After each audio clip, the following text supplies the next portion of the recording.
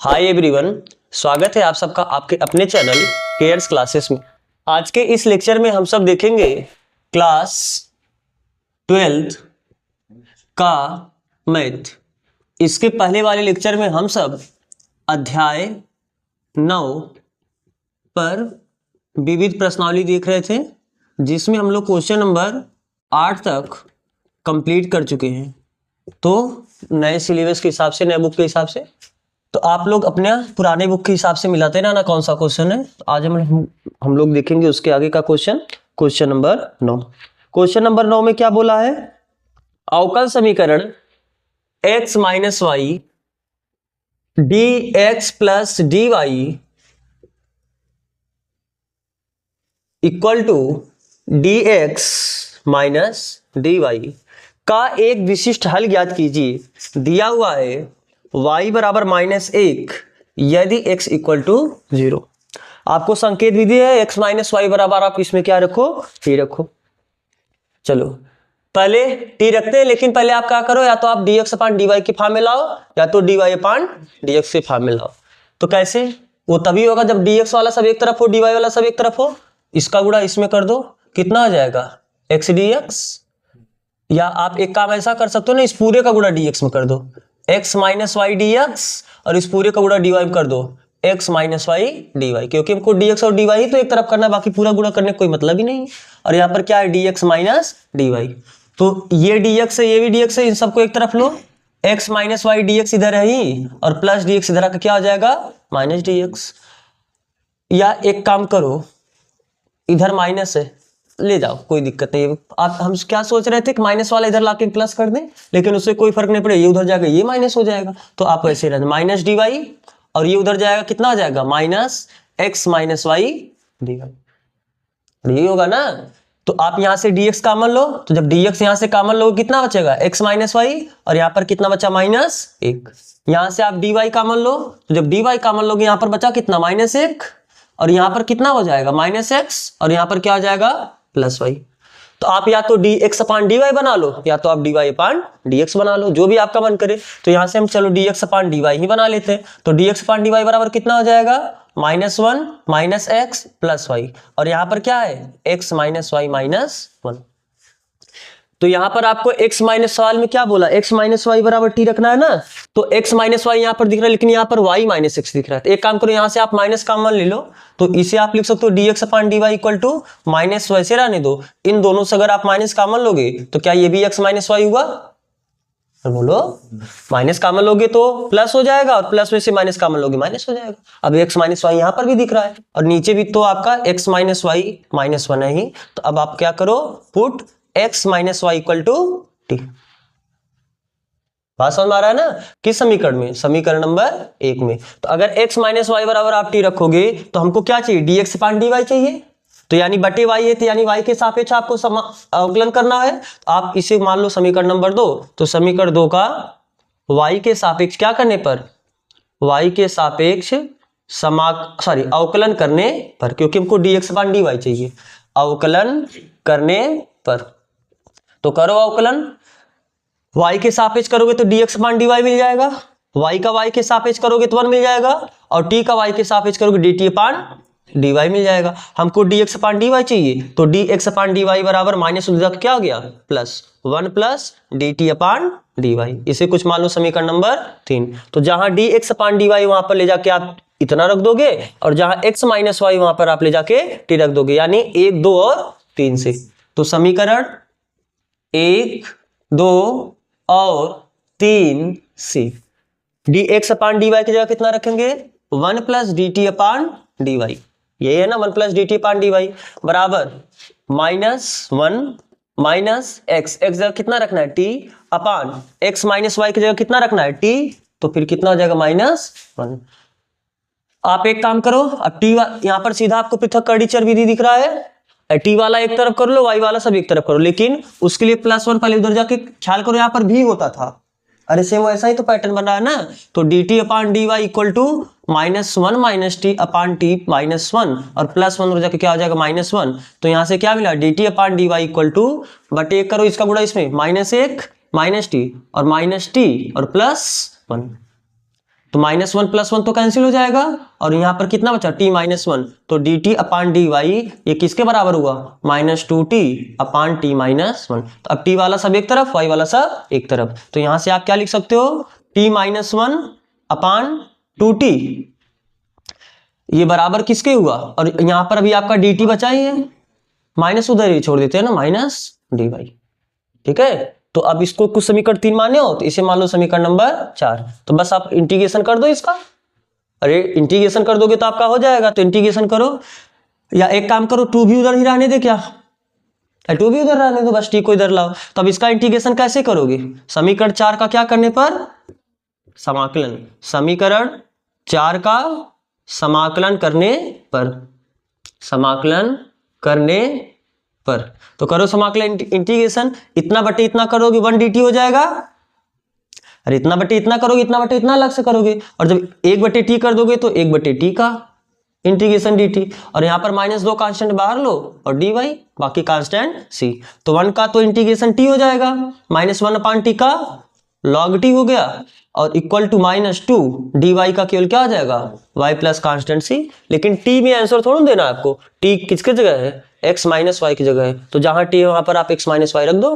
तो पहले आप इधर कॉपी करो फिर हम वो वैल्यूज रखें, तो आप इसे कॉपी कर चुके होगे।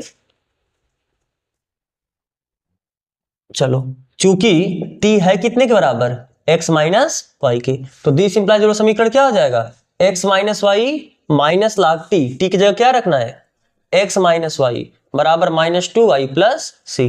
आप यही आंसर छोड़ दो या आपको लिखना है तो एक काम करो, यहाँ पर देखो ये y यहाँ पर भी y यहाँ पर भी, थोड़ा इसे सरल करके लिख दो ना, तो कितना हो जाएगा x -2y इधर आके +2y हो जाएगा, तो -y + 2y करोगे तो केवल एक ही y बचेगा, और इधर -y उधर आप +2y हो जाएगा, और बाकी यहाँ पर क्या है -log x माइनस वाई यही बराबर क्या c। ये कौन सा सोल्यूशन हुआ व्यापक, व्यापक हल है। हमें कैसा हल चाहिए विशिष्ट हल चाहिए, तो आपको पता है कि चूंकि y बराबर -1 कब यदि x बराबर 0, तो ये वैल्यूज ले जाके इसमें रखो 0 प्लस -1 माइनस log x जगह 0 माइनस y जगह -1 इक्वल टू c, तो कितना है -1 minus log minus minus +1 equal to c, और log 1 का वैल्यू कितना होगा 0, तो यहां से आपको c बराबर कितना मिला -1। तो आप इसे कुछ समीकरण माने रहो, 4 माने, इसे मान लो समीकरण नंबर 5। तो समीकरण 5 में c बराबर -1 रखने पर, तो जब c बराबर -1 रखो कितना हो जाएगा x plus y minus log x minus y बराबर c, और c का वैल्यू कितना है -1, तो आप -1 इधर ले लो तो कितना हो जाएगा x प्लस वाई -1 रख के कितना हो गया +1, और माइनस उधर भेज देते हैं क्या हो जाएगा log x माइनस वाई। ये आपका क्या हो गया इसका सोल्यूशन, पक्षांतर करके किसी भी रूप में आप इसका आंसर रख सकते हो। तो समझ में आ रहा है ना, तो आपको कॉपी करना, आप ये भी कॉपी कर लो, फिर हम बढ़ते हैं इसके अगले क्वेश्चन यानी क्वेश्चन नंबर 10 पे। क्या बोला है क्वेश्चन नंबर 10 में, अवकल समीकरण e का power -2 root x upon root x minus y upon root x into d x upon d y equal to कितना हुआ 1। तो हम हमेशा क्या करते हैं कि सबसे पहले समीकरण को या तो D x upon d Y के फॉर्म बनाते हैं या तो D Y upon d x form बनाते हैं, उसके बाद ही कुछ सोचते हैं। तो एक काम करो, हाँ ये बना पहले ये अलग करो ना, इसको इधर लेके चले जाओ, यानी हम इसे ऐसा लिख दे क्या e का power -2 root x upon root x minus y upon root x equal to d Y upon d x. अब इसे लिख सकते हैं, सोचो क्या सबसे पहला पृथक्करणीय विधि है, तो क्या पृथक्करणीय विधि इसमें लग सकता है।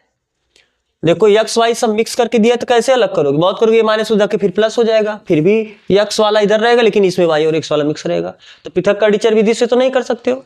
फिर आपका समघाती होना चाहिए, समघाती में सभी का पावर बराबर होना चाहिए। अब यहाँ पर देखो इसका पावर तो कितना है, यहाँ पर इसका पावर 1 है और यहाँ पर इसका पावर 1/2 है। जब एक में से 1/2 घटाओगे तो इसका पावर 1/2 मिला, लेकिन इसका पावर -1/2 हो जाएगा। अरे हर का पावर 1/2 है, ऊपर जाके पावर -1/2 हो जाएगा, तो समघाती से तो बिल्कुल नहीं लगेगा।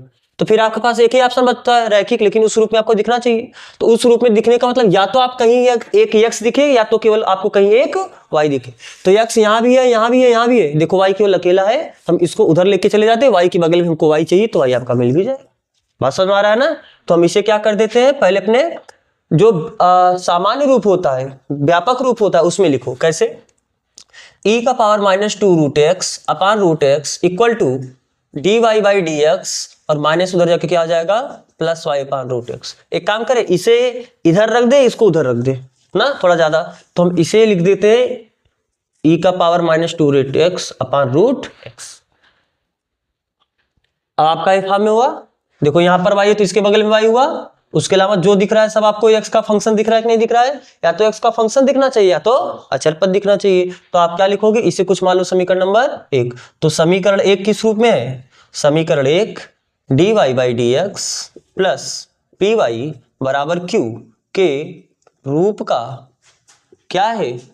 रैखिक अवकल समीकरण है। रैखिक अवकल समीकरण है। अगर ये रैखिक अवकल समीकरण है तो आपको p और q बताना पड़ेगा, जहां p कितने के बराबर है, 1/√x। अरे p क्या होता है, y के अलावा जो बचा वही तो आपका है p, तो y के अलावा 1/√x बचा वो आपका p हुआ, और q बराबर कितना हो जाएगा, e का power minus 2 root x upon root x, ये आपका q हुआ। तो जो आपको p और q मिला तो आप तुरंत क्या निकालोगे, अब इंटीग्रेटिंग फैक्टर निकालेंगे। तो इंटीग्रेटिंग फैक्टर कैसे निकालते हो, e का पावर इंटीग्रेशन p dx, ये तो आपका इंटीग्रेटिंग फैक्टर होता है। तो e का पावर इंटीग्रेशन p का वैल्यू क्या है, 1/√x dx, और आपको हम बोले कि आप याद रखो 1/√x का इंटीग्रेशन 2 रूट एक्स, 1/√x का इंटीग्रेशन 2 रूट एक्स होता है। और देख लो कैसे, 1/√x है यानी 1/x पावर 1/2, ऊपर ले जाओगे x पावर माइनस 1/2 हो जाएगा, यानी हमको इसका इंटीग्रेशन करना है। तो x पावर n का इंटीग्रेशन क्या होता है, x पावर n+1 अपान n+1। तो x पावर 1 में से 1/2 घटाओगे तो 1/2 ही बचेगा, और 1 में से 1/2 घटाओगे 1/2 बचेगा, 2 ऊपर चला जाएगा तो 2, और x पावर 1/2 यानी ना, इसकी पहले ही आपको बोले 1/√x का आप इंटीग्रेशन याद रखो, तो इसका इंटीग्रेशन कितना हुआ, 2 रूट एक्स, इंटीग्रेटिंग फैक्टर हुआ। अब आपको सॉल्यूशन लिखना है, तो अब या अतः समीकरण 1 का हल क्या हो जाएगा, हल कैसे निकालते हो, y है तो y इंटू इंटीग्रेटिंग फैक्टर बराबर integration of q into integrating factor, लेकिन किसके सापेक्ष, जो नीचे रहता है उसके सापेक्ष करते हो, dx प्लस कांस्टेंट c, ये उसका क्या हो जाएगा, हल। तो आओ वैल्यूज रखो इसमें, तो कितना हो जाएगा, y इंटू इंटीग्रेटिंग फैक्टर कितना आया है, e का power 2 root x equal to integration of q का वैल्यू कितना है, e का power minus 2 root x upon root x into integrating factor कितना आया है, e का पावर 2 रूट एक्स। अरे यही इंटीग्रेटिंग फैक्टर ना, और किसके सापेक्ष करना है, dx प्लस c। तो क्या फर्स्ट इंटू सेकंड फंक्शन लगा दे इसमें, बोलो, इसमें फर्स्ट इंटू सेकंड फंक्शन लगाए। अरे ये भी एक्सपोनेंशियल है, ये भी तो एक्सपोनेंशियल है। पहले एक काम आप या तो कर सकते हो, कैसे, देखो सीधा, ये e का पावर माइनस है, e का पावर उतना, जब बेस सेम होता है तो पावर जुड़ जाता है, तो यानी इसे कैसे लिख सकते हो, इंटीग्रेशन e का पावर जब पावर जुड़ेगा माइनस 2 रूट एक्स में जब प्लस 2 रूट एक्स जोड़ोगे तो ये तो कैंसिल हो जाएगा, तो e का पावर कितना हो जाएगा, 0 upon root X D x plus C, और e का पावर 0 यानी 1 root X D x plus C, और 1 अपान रूट एक्स का भी फिर से देखे आपने 2 रूट एक्स, तो ये कितना हो जाएगा, ये बराबर हो जाएगा 2 रूट एक्स प्लस सी, यानी फाइनली आया कितना, y इंटू ई का power 2 root x equal to 2 root X plus constant C. यही आपका क्या हुआ, व्यापक हल। व्यापक हल है, विशिष्ट हल पूछा क्या इसमें, वैल्यू नहीं दिया ना, कुछ नहीं, आपको व्यापक हल ही पूछा था, तो ये आपका व्यापक हल होगा। समझ में आ रहा है ना, तो आपको कॉपी करना, आप इसे कॉपी करो, फिर हम बढ़ते हैं इसके अगले क्वेश्चन की तरफ। देखते हैं अगला क्वेश्चन, यानी क्वेश्चन नंबर 11। क्या बोला है, dy by D x plus Y cot X equal to 4x into cosec X. इसका क्या निकालना है, विशिष्ट हल ज्ञात करना है, लेकिन कब, आपको दिया है y बराबर 0 यदि x equal to pi by two, ठीक है। क्या सीधा है, आपको रैखिक में दिख रहा है कि नहीं दिख रहा है, अरे y है, y के बगल में y है, बाकी सब x वाला है, तो ये आपका रैखिक ही है, तो इसमें कुछ सोचना ही नहीं है, सीधा लगाओ। चूंकि इसे मान लो कुछ समीकरण नंबर 1, समीकरण 1 dy बाई डी एक्स किस रूप का है वो अभी आपको बताना पड़ेगा। dy by D x plus p y बराबर क्यू के रूप का रैखिक अवकल समीकरण है। रैखिक अवकल समीकरण है जहां p बराबर बताओ कितना है, p बराबर cot x। y के अलावा जो बचता है वही तो p होता है, तो y के अलावा यहां पर क्या बचा है cot x। एंड q बराबर क्या है 4x इंटू cosec x। तो जब आप p और q लिख पाए तो सीधा आपको क्या करना है, इंटीग्रेटिंग फैक्टर निकालना होगा। तो अब इंटीग्रेटिंग फैक्टर क्या आ जाएगा, e का पावर इंटीग्रेशन p dx। तो e का पावर इंटीग्रेशन p का वैल्यू है कितना cot x dx, और cot x का इंटीग्रेशन क्या होता है log sin x। और ये कितने बेस पे है, e बेस पे है। तो जब बेस सेम होगा तो आप डायरेक्ट बोल सकते हो this implies that integrating factor क्या हो जाएगा sin x। रीजन देना है दे सकते हो, चूंकि log b base two a और ये पूरा बेस अगर a पे हो तो ये वैल्यू क्या होता है केवल आपका b होता है। इंटीग्रेटिंग फैक्टर मिला तो हमें क्या निकालना है, सोल्यूशन निकालना है। तो अतः समीकरण 1 का हल सीधा बताओ। अतः समीकरण 1 का हल क्या हो जाएगा, y है ऊपर तो y into integrating factor equal to integration of q into integrating factor किसके सापेक्ष dx प्लस कांस्टेंट c। तो y इंटू इंटीग्रेटिंग फैक्टर कितना आया sin x equal to integration of q का वैल्यू क्या है 4x इंटू cosec x, और integrating factor क्या आया है sin x dx plus constant c। Sine cos तो खत्म, कासेक को 1/sin लिख सकते हो ना, 1/sin साइन कैंसिल हो जाएगा तो बचेगा कितना 4x। तो कितना आया 4x dx प्लस c, और 4x का इंटीग्रेशन 4 कांस्टेंट है बाहर लोगे, x का इंटीग्रेशन x स्क्वायर अपॉन 2 2 से कटा भी प्लस कांस्टेंट c। ये किसका वैल्यू आया y sin x का। तो बचा कितना y sin x equal to 2 बचा है ऊपर 2x स्क्वायर प्लस c। हमें किसका वैल्यू चाहिए, ये तो कैसा हल है व्यापक हल है। इसे कुछ समीकरण भी माने हो केवल एक माने, इसे मान लो समीकरण नंबर 2। तो चूंकि y बराबर 0 यदि x बराबर कितना पाई बाई 2, तो यहां से क्या हो जाएगा 0 into sine pi by 2 equal to 2 into pi by 2 का whole square plus constant c। तो ये तो पूरा 0 हुआ, 0 का गुणा होने पूरा 0 हो जाएगा। तो यहाँ पर क्या बटे 4 बचेगा 2 से कट जाएगा, यानी pi square by 2 plus c। तो यहां से c बराबर कितना मिला pi square minus pi square by 2, और प्लस इधर जाके माइनस हो जाएगा। ये c का वैल्यू बस ले जाके यहाँ पर रख दो, ये आपका विशिष्ट हल हो जाएगा। तो समीकरण 2 से क्या बोल सकते हो, समीकरण 2 से y sin x equal to 2x square minus pi square बटे 2। ये क्या हो गया इस समीकरण का विशिष्ट हल। ठीक है, समझ में आया है ना। तो आपको कॉपी करना, आप इसे कॉपी कर लो। फिर हम बढ़ते हैं अगले क्वेश्चन की तरफ, यानी क्वेश्चन नंबर 12। अब देखते हैं क्वेश्चन नंबर 12। क्वेश्चन नंबर 12 में क्या बोला है, अवकल समीकरण x plus 1 dy by D x equal to 2e का पावर माइनस वाई माइनस 1 का एक विशिष्ट हल ज्ञात कीजिए। आपको दिया हुआ है y बराबर 0, कब जब x बराबर 0।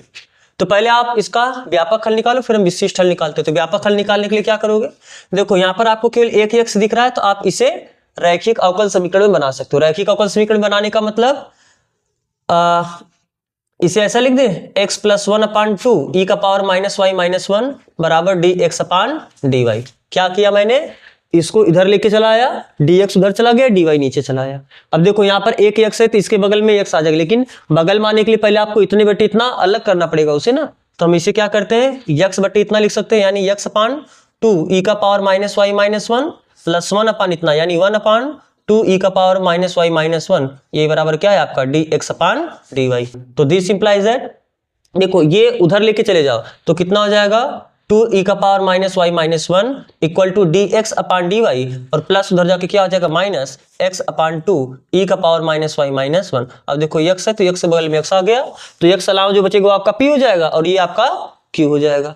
तो आप लिख सकते हो, या आपको अपनी सुविधा के लिए आप इसे इधर लिख दो, आप इसे उधर भी लिख सकते हो। तो हम क्या लिख देंगे, इसे मान लो समीकरण नंबर 1। तो समीकरण 1 किस रूप का है, समीकरण 1 dx upon dy plus px बराबर q के रूप का रैखिक अवकल समीकरण है। अवकल समीकरण है, तो अगर ये उस रूप का रैखिक अवकल समीकरण है तो आप क्या लिख सकते हो, जहां पहले आपको पी और क्यू भी तो आना पड़ेगा। तो पी बराबर एक्स का अलावा जो बचता है आपका पी होता है, यानी पी है कितना -1/2 ई का पावर -y-1, और क्यू बराबर कितना है 1/2 ई का पावर -y-। तो हमें इंटीग्रेटिंग फैक्टर निकालना पड़ेगा। तो इंटीग्रेटिंग फैक्टर क्या आ जाएगा, इंटीग्रेटिंग फैक्टर कैसे निकालते हो, ई का पावर इंटीग्रेशन पी dx, लेकिन यहां पर नीचे y है तो dy करना पड़ेगा। तो ई का पावर इंटीग्रेशन पी का वैल्यू कितना है, माइनस, इस माइनस को बाहर लिख ले, अरे माइनस यहां पर रख देते हैं ना, -1/2 ई का पावर -y-1, और क्या जो नीचे रहता है उसी के सापेक्ष करना, यानी dy। तो अब ध्यान से देखो, इसका इंटीग्रेशन करने के लिए हम लोग क्या करते हैं, पुट इस पूरे को हम टी मान लेते हैं, यानी 2 ई का पावर -y-1 बराबर कितना टी। तो यहां से क्या मिलेगा, 2 का डिफरेंशिएशन 2 ही रह जाएगा, मतलब 2 कांस्टेंट बाहर लिख दोगे, ई के पावर -y का डिफरेंशिएशन ई का पावर -y। अब y की जगह तो -y है, तो -y का करो कितना जगह -1, अब इसका करो 1 का 0, और किसके सापेक्ष करो, y के सापेक्ष, तो dy, और इधर आपका t है तो कितना आ जाएगा dt। तो हम यहां से क्या लिख सकते हैं, dy बराबर कितना लिख सकते हैं आप बताओ, dy बराबर, देखो ये जो माइनस है इस माइनस को उधर लगा देते हैं, यानी -dt बटे ये जो पूरा है ये नीचे आ चला जाएगा, यानी 2 ई का पावर कितना -y। बात समझ में आ रहा है। अब ये वैल्यू ले जाके, क्योंकि हमको यहां पर रखना है, अरे इसी में तो आपने टी माना है, तो this implies that integrating factor आपका कितना हुआ, ई का पावर माइनस बाहर है ही, इंटीग्रेशन 1/, इतने पूरे को हमने क्या माना है टी, और यहां पर आपका है dy, और dy की जगह आप कितना लिख पा रहे हो -dt/2 ई का पावर -y। और अगर आप यहां से देखोगे 2 ई के पावर -y को -1 क्या आ जाएगा +1, यानी t+1 लिख सकते हो। तो इतने की जगह हम लिख सकते हैं कितना t+1, तो ये माइनस और ये माइनस क्या आ जाएगा प्लस। तो इंटीग्रेटिंग फैक्टर आपका कितना है, ई का power integration 1/t into t+1 dt। आप इसे आंशिक भिन्न से अलग अलग कर सकते हो, तो आप इसे आंशिक भिन्न से लगाओगे तो इंटीग्रेटिंग फैक्टर कितना आ जाएगा, ई का पावर, इसे हम 1/t -1/t+1 dt ऐसा लिख सकते हैं कि नहीं लिख सकते हैं। अरे 1/t इंटू, आप ऐसे समझो ना, 1/t इंटू ये t+1 है, आप a अपान इतना प्लस b अपान इतना मानोगे तो वहां से a और b का वैल्यू निकालो, a का वैल्यू आपको +1 मिल जाएगा, b का वैल्यू आपको -1 मिल जाएगा। बात समझ में आ रहा है ना। या तो आप करके देख लो क्या यही आ रहा है, इसका गुणा इसमें करोगे t+1, इसका गुणा इसमें करोगे -t, तो t+1 -t, इसका गुणा इसमें की और यहाँ पर -t आया, और नीचे इसका गुणा इसमें करोगे t इंटू t+1, तो ये तो कैंसिल होके देखो 1/, एक में एक का गुणा करोगे एक ही आएगा, बटे t इंटू t+1 ही आएगा। तो आप इसे चाहे a/b और a/t प्लस b/t+1 से मान के और b का मान निकाल के रखो, हम डायरेक्ट इसे इतना बोल दिए। बात समझ आ रहा है ना। ठीक, अब आओ इसका इंटीग्रेशन कैसे हो जाएगा, this implies that integrating factor कितना हुआ आपका, इंटीग्रेटिंग फैक्टर कितना हुआ 1/t का इंटीग्रेशन क्या होता है log t, -1/t+1 का इंटीग्रेशन log t+1। तो इंटीग्रेटिंग फैक्टर कितना हुआ, e का power log m minus log n का फार्मूला क्या होता है log m/n, यानी log t/t+1। अब देखो ये भी बेस ई पे है, ये भी बेस ई पे है, तो आप सीधा इंटीग्रेटिंग फैक्टर क्या लिख सकते हो t/t+1। लेकिन t है कितने की जगह, इतने की जगह, तो आप ये वैल्यू ले जाके इसमें रखो, this implies that integrating factor कितना आया t का वैल्यू कितना है 2 e का पावर -y-1 अपान t का वैल्यू वही 2 e का पावर -y-1, लेकिन अभी यहाँ पर +1 भी है तो ये इससे कैंसिल हो जाएगा, तो इंटीग्रेटिंग फैक्टर कितना बचेगा 2 e का पावर -y-1 अपान 2 e का पावर -y। बात समझ आ रहा है ना। तो अगर आपको इंटीग्रेटिंग फैक्टर मिला तो अब हमें क्या निकालना है, इसका सोल्यूशन। इंटीग्रेटिंग फैक्टर निकालने के बाद समीकरण का हल निकालते हो, तो पहले आप इधर कॉपी करो फिर इसका हल निकालें। तो आप इधर कॉपी कर चुके होगे। अब बताओ इसका हल निकालने के लिए हमको क्यों भी चाहिए, तो अभी हम यहां तक ही केवल बिठाते हैं। तो समीकरण 1 का हल क्या हो जाएगा, अतः समीकरण 1 का हल निकालने के लिए क्या करते हो, ये dx/dy के रूप का है। अरे किस रूप का है ये, dx/dy के रूप का है, तो जो अंश में रहेगा पहले x इंटू इंटीग्रेटिंग फैक्टर बराबर integration of q into integrating factor किसके सापेक्ष, x के सापेक्ष प्लस कांस्टेंट c। तो कितना हुआ x इंटू इंटीग्रेटिंग फैक्टर कितना आया है 2e का power minus y minus 1 upon 2e का पावर माइनस वाई बराबर क्यू का वैल्यू कितना है, यही है 1 अपान 2e का power minus y minus 1 into integrating factor कितना आया है 2e का power minus y minus 1 upon 2e का पावर माइनस वाई, और किसके सापेक्ष करना है, सॉरी यहाँ पर dx ना होके क्या होगा dy।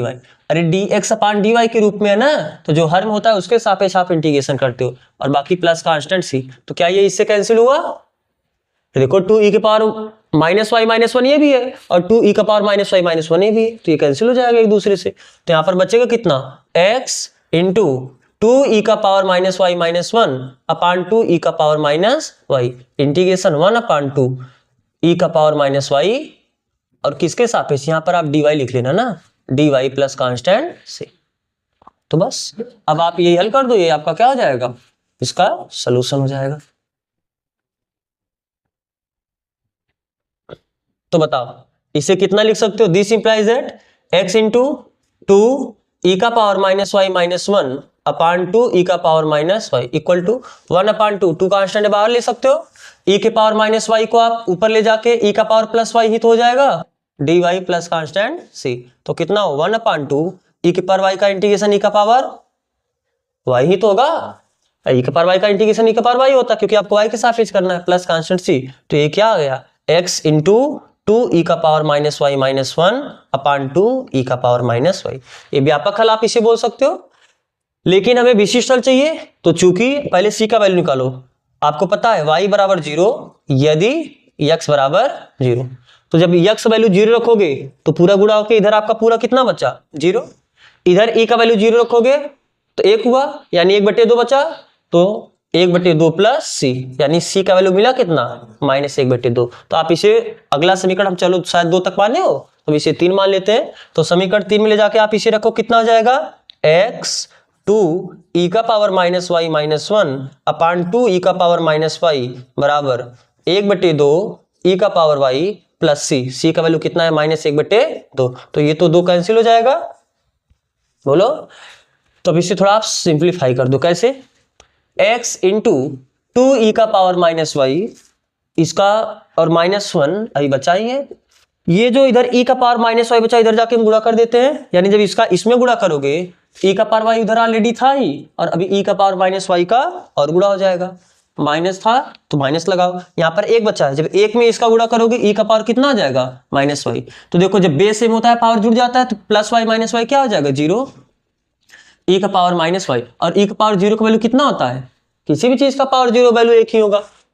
तो आप एक काम करो, इसका गुणा इसमें कर सकते हो क्या, तो ये कितना आ जाएगा 2x e का पावर -y, इसका गुणा इसमें करो कितना आ जाएगा -x। हम क्या कर रहे हैं, e के पावर y वाले को एक तरफ लाना चाहते हैं, तो ये इधर लाओगे कितना आ जाएगा 2x e का पावर -y, और प्लस इधर आके क्या आ जाएगा, सॉरी माइनस इधर आके क्या आ जाएगा प्लस e का पावर -y बराबर ये -x उधर आके क्या हो गया +x, e का पावर -y का मान लो, तो यहाँ पर क्या बचेगा 2x, यहाँ पर कितना बचेगा 1, यही बराबर कितने को हुआ 1 + x, तो e का पावर -y बराबर आप लिख सकते हो 1 + x अपान 2x + 1। यहाँ पर देखो अगर हम इसे ऐसा लिख सकते हैं क्या, e का पावर -y को इतना लिख सकते हैं, तो ये किसके बराबर है 1 + x अपान 2x + 1। अगर हम इसे पलट देते, इधर ही पलट दोगे, यानी अगर इसे हम लिख दे रहे हैं कितना e का पावर y, तो ये पलट के कितना आ जाएगा 2x + 1 अपान 1 + x या x + 1। तो आंसर आपका लॉग में दिया है, तो आपको एक्सपोनेंशियल हटाना पड़ेगा, कैसे, आपको पता है जब आप लॉग लेते हो तो e का जो ये y है वो उधर चला जाएगा और y की जगह ये आ जाएगा, यानी बेस e पे 2x + 1 अपान x + 1, यही बराबर कितना, अरे y उधर चला और हम e लिखते नहीं है, ये आपका क्या है आंसर, ठीक है। तो आपको कॉपी करना, आप कॉपी कर लो, समझ में आया है ना, ठीक है, तो आप कॉपी करो, फिर हम बढ़ते हैं इसके अगले क्वेश्चन के तरफ। क्वेश्चन नंबर 13 में आपको क्या बोला है, y dx minus x dy अपान y बराबर 0 का व्यापक हल पूछा। सबसे पहले आप इसको dx, देखो किसी भी अवकल समीकरण का व्यापक हल पूछे या विशिष्ट हल पूछे, सबसे पहले उसे dx अपान dy या dy अपान dx की फॉर्म बनाओ। तो कैसे, एक बार इतना बटे इतना करोगे तो केवल dx बचेगा, और जब इतना बटे इतना करोगे minus x upon y d Y बचेगा, यही बराबर 0, माइनस उधर के क्या हो जाएगा plus x upon y d y. तो क्या हम D x upon d Y लिख दें? तो D x upon d Y बराबर क्या हो जाएगा एक्स अपान वाई। ये तो सीधा पृथक कर्डिचर दिख रहा है, एक्स एक तरफ ले लो वाई एक तरफ ले लो, यानी डी एक्स अपान एक्स एक तरफ और D Y upon y integrate कर दो। अरे मान लो समीकरण नंबर 1, इसका इंटीग्रेशन करो क्या हो जाएगा integration D x upon X minus integration D Y upon sorry बराबर बराबर बराबर ना upon Y plus constant C. तो इसका कितना हुआ log x, इसका कितना हुआ log y, कांस्टेंट को c1 मान लो, इसको भी हम log c लिख देते हैं। तो x बराबर क्या आ जाएगा y इंटू सी। अरे log m plus log m को log m इंटू n लिख सकते हो ना, और log हम दोनों साइड से हटा दिए। तो x बराबर y इंटू सी कौन सा ऑप्शन है? x बराबर तो नहीं, इसमें ऐसा किया ना, ये जो कांस्टेंट इसको आप इधर भाग दोगे तो 1 अपान से एक नया कांस्टेंट बन जाएगा, तो कांस्टेंट इधर जुड़ा तो y equal to c x भी आपका आंसर हो जाएगा। अरे कांस्टेंट में नहीं दिक्कत है, चलो आप यहां से कांस्टेंट हटाओगे, चलो इसको मान लो C2 केवल समझने के लिए आंसर मिलाने के लिए C2 हो गया, तो इधर आ जाएगा तो क्या x अपान C2 हुआ, यही बराबर कितना y 1 अपान C2 का आप C लिख दो तो CX इक्वल टू है, ये इसका सोल्यूशन हो गया। बात समझ में आ रहा है ना? तो कौन सा ऑप्शन है? Option number c. अब बताओ क्वेश्चन नंबर 14। क्वेश्चन नंबर 14 में क्या बोला है?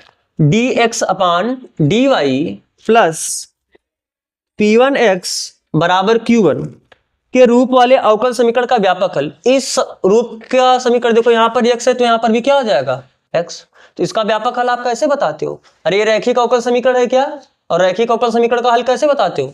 जब x है तो ऊपर x होगा, x इंटू इंटीग्रेटिंग फैक्टर बराबर integration of Q1 into integrating factor और किसके सापेक्ष dy के सापेक्ष प्लस कांस्टेंट c। तो कौन सा है इसका? अच्छा यहाँ पर इंटीग्रेटिंग फैक्टर लिख दिया है, तो इंटीग्रेटिंग फैक्टर होता क्या है? अरे इंटीग्रेटिंग फैक्टर निकालना जानते हो ना, e का पावर इंटीग्रेशन p, यहाँ पर p नहीं है तो क्या है p1, लेकिन किसके सापेक्ष नीचे y है तो dy integration Q1 integrating factor value e का power integration p1 dy plus constant c। ये आप आंसर मैच कराओ। तो देखो सी ऑप्शन दिया ना, x इंटू ई का पावर इंटीग्रेशन p1 dy बराबर integration Q1 E power integration p1 y dy plus सी। समझ में आ रहा है ना? अब आओ देख लो इसी समय 15वां क्वेश्चन। अवकल समीकरण e का power y dy plus y e का power x plus 2x dx बराबर 0। इसका आपसे क्या पूछा? व्यापक हल। आपको पहले इधर जो कॉपी करना है पहले आप कॉपी कर लो, क्योंकि इसे थोड़ा लगाना पड़ेगा। तो सबसे पहले ध्यान से देखो, आपको हर जगह x का फंक्शन दिख रहा है, आपको केवल एक y दिख रहा है, यानी आप इसे रैखिक भी बना सकते हो, लेकिन रैखिक बनाएंगे बाद में, पहले आप इसे dy बाई dx या dx अपान dy के रूप में लिखो। तो कैसे? e का पावर x dy बराबर प्लस उधर जाकर क्या हो जाएगा माइनस y e का power x plus 2x into dx लिख सकते हो ऐसा। यहाँ पर ये भी x का फंक्शन है, ये भी x का फंक्शन है, ये भी x का फंक्शन है, y केवल अकेला है। अगर y अकेला है तो हमें dy बाई dx बनाना पड़ेगा। इसे कैसे लिख सकते हो? dy बाई dx, लेकिन कब? जब इसका भी इधर जाएगा, यानी माइनस y e का पावर x प्लस 2x अपान e का पावर x। कोई दिक्कत है यहाँ तक? कुछ नहीं किए, ये उधर जाके माइनस हुआ, हमने देखा y अकेला है, तो अगर y 1 मिलेगा तो सीधा आपका रैखिक हो जाएगा। तो जब y अकेला है तो dy अपान dx का फॉर्म बनेगा, तो dx इधर लाए तो dy अपान dx हुआ, तो फिर इसको उधर लेके चले गए। अब एक बार इतना बटे इतना कर दो और एक बार इतना बटे इतना कर दो, यानी कितना आ जाएगा dy by dx equal to minus, जब इतना बटे इतना करोगे तो y बचा, और जब इतना बटा इतना करोगे यानी 2x अपान e का पावर x, और e के पावर x को आप ऊपर ले जाके e का पावर माइनस x लिख सकते हो। बात समझ आ रहा है ना? अब इसका गुणा इसमें करना है तो ये माइनस वाई हो जाएगा, और जिसका गुणा इसमें कर दोगे तो माइनस इतना हो जाएगा। हमको dy के बगल में y चाहिए तो माइनस वाई इधर लाके प्लस वाई करो, कितना कैसे हो जाएगा dy by dx plus y बराबर माइनस 2x इंटू ई का पावर माइनस x। अब सीधा देखो y यहाँ पर है तो y यहाँ पर भी हुआ कि नहीं हुआ? अब समघाती सीधा दिख रहा है, सारी रैखिक आपको सीधा दिख रहा है। अगर ये रैखिक है तो किस रूप का है? dy by dx plus py बराबर q के रूप का है। तो जहां p का वैल्यू कितना है 1, अरे y के सामने जो रहता है वही, और q का वैल्यू कितना है माइनस 2x इंटू ई का पावर माइनस x। तो सबसे पहले इंटीग्रेटिंग फैक्टर निकालोगे, तो इंटीग्रेटिंग फैक्टर क्या होता है e का पावर इंटीग्रेशन p dx, तो p का वैल्यू कितना है 1 dx, तो 1 का इंटीग्रेशन क्या करोगे x, तो e के पावर x आ गया। ठीक, अब आपको क्या निकालना है, सोल्यूशन। तो इसका सोल्यूशन कैसे निकालते हो, अरे y ऊपर है तो y इंटू इंटीग्रेटिंग फैक्टर बराबर integration of q into integrating factor, लेकिन किसके सापेक्ष, नीचे x है तो x सापेक्ष प्लस कांस्टेंट c, तो कितना हो y इंटू इंटीग्रेटिंग फैक्टर कितना है, e का power x integration q minus 2x into ई का पावर माइनस x, और इंटीग्रेटिंग फैक्टर क्या है, e का power plus x plus c। अच्छा dx रखना है, देखो जब बेस से में पावर जुड़ जाएगा, minus x plus x zero हुआ तो यानी माइनस 2 बाहर लो, x केवल बचा, और ये e का पावर जीरो हो जाएगा, e का power zero value 1 x plus C, तो कितना है -2 x का x स्क्वायर अपान 2 से 2 कैंसिल हुआ प्लस सी, तो y e का पावर x, तो y e का पावर x बराबर कितना -x स्क्वायर प्लस सी, तो कितना आंसर दिया है।